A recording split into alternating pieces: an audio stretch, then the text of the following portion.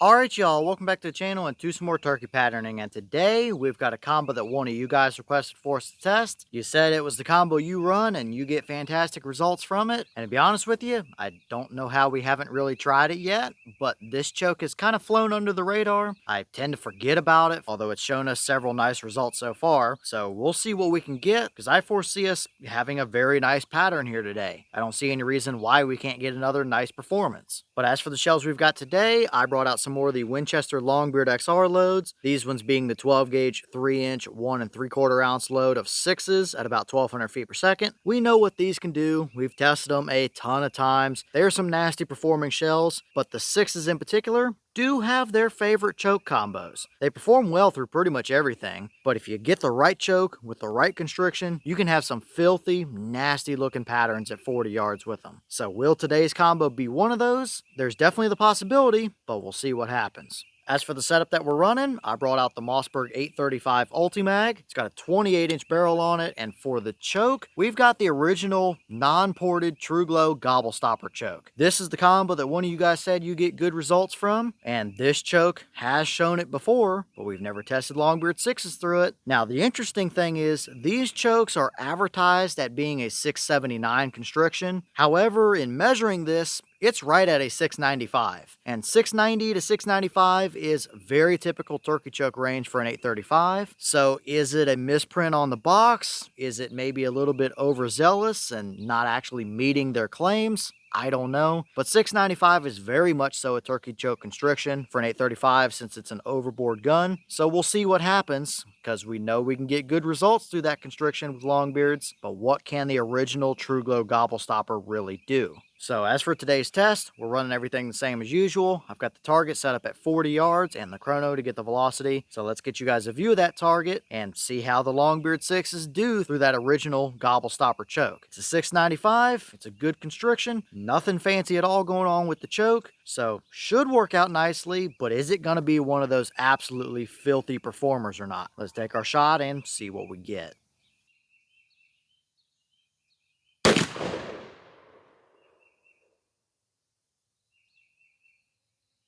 Okay, so for our chronograph reading, my chrono is being funny today with the overcast and mist, and I think I've got a low battery here as well. It didn't capture the shot, but I did see a number flash up there right after I took the shot. It said 1256, and that's pretty typical for these shells. On a 1200 claim on the box, typically we are seeing mid to upper 1200s or so. So if it truly was 1256, which I believe to be an accurate number, even though the chrono didn't keep that reading, that's perfectly fine for a velocity. But did we actually get a good pattern down there at 40? Let's go check it out and see.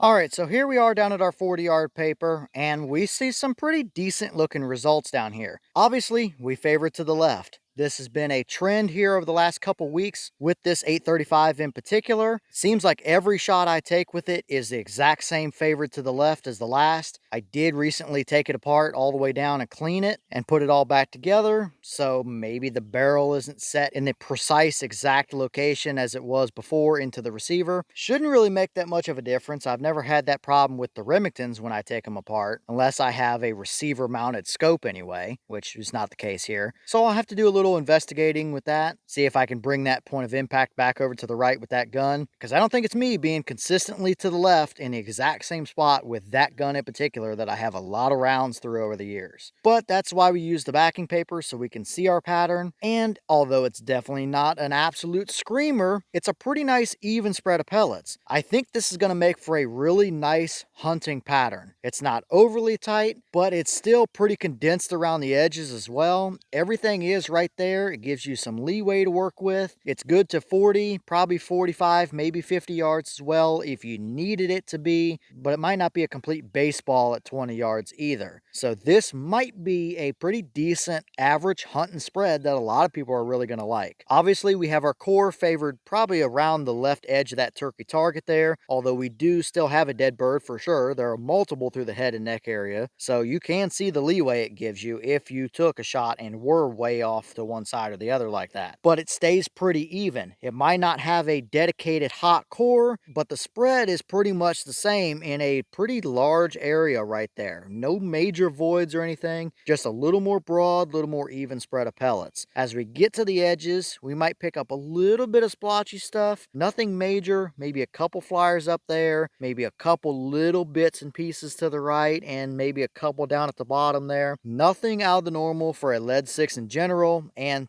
pretty typical for what we've seen from these Longbeard 6s as well. We know we can get way tighter patterns than this, but with that original gobble stopper being as plain Jane and simple as it is, and a 695 constriction for that 835, I think this is a very conservative setup. If you like the even patterns that give you a little more leeway and breathing room, that might be exactly what you're looking for. And I definitely wouldn't hesitate to hunt it at all. But let's pull the turkey target down, we'll count pellets and draw some circles, and really see how nice this hunting spread looks. Because I think, although it's not super tight, it's going to be a very enticing spread for a lot of people.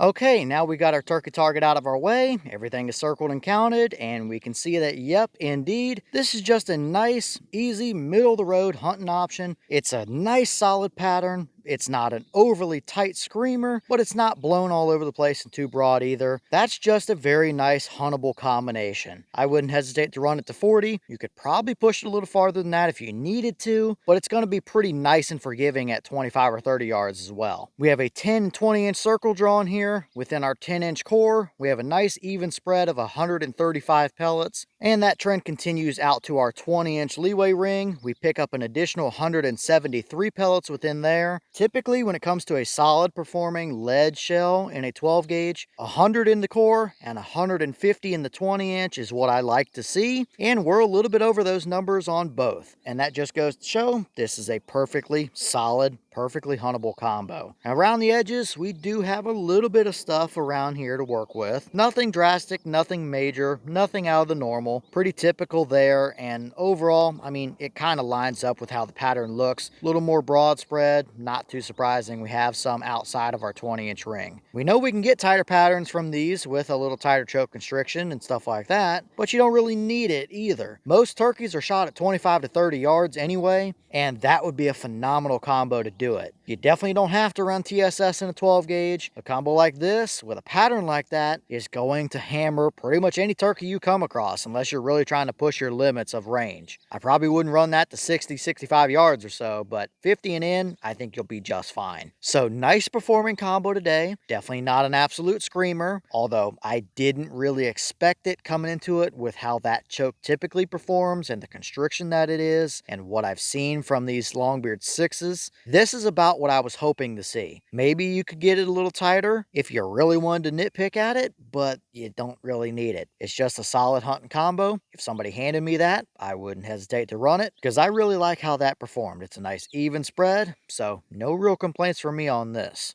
And here's the wad out of that shell. Very typical Longbeard stuff. Some of the newer Longbeard loads have this more yellowy color wad, but it's the exact same thing, just a little bit different color of plastic that they're using. No major damage, nothing stuck in there. Looks very much how I would expect it to, and it did its job just fine for us today.